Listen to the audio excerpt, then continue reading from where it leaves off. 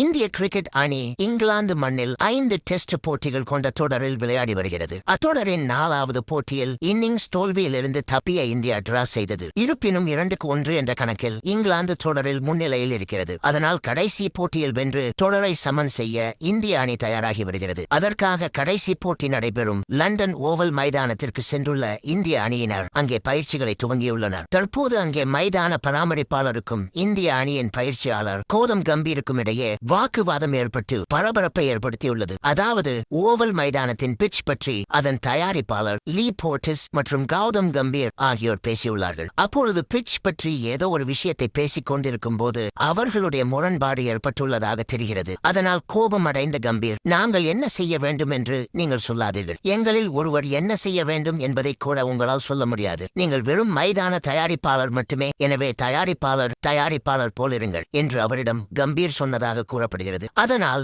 அதிருப்தி அடைந்த மைதான தயாரிப்பாளரை இந்திய அணியின் பேட்டிங் பயிற்சியாளர் சித்தான்சு கோட்டக் பேசிக்கொண்டே தூரமாக அழைத்துச் சென்றார். ஆனால் அப்போதும் நிற்காத கம்பீர் அவருடைய அருகே வந்து கையை நீட்டி கோபமாக பேசினார். குறிப்பாக கௌதம் கம்பீர் கோபமாக பேசியதை புகார் செய்ய போவதாக லீ போர்டிஸ் சொன்னதாக தெரிகிறது. அதற்கும், நீங்கள் எங்கே வேண்டுமானாலும் சென்று புகார் செய்யுங்கள், ஆனால் நாங்கள் என்ன செய்ய வேண்டும் என்று உங்களால் சொல்ல முடியாது என கம்பீர் அவருக்கு பதிலடி கொடுத்ததாக சித்தான்சு கோட்டக் தெரிவித்துள்ளார். அது சம்பந்தமான வீடியோ காட்சிகளும் இணையத்தில் வைரலாகி வருகிறது.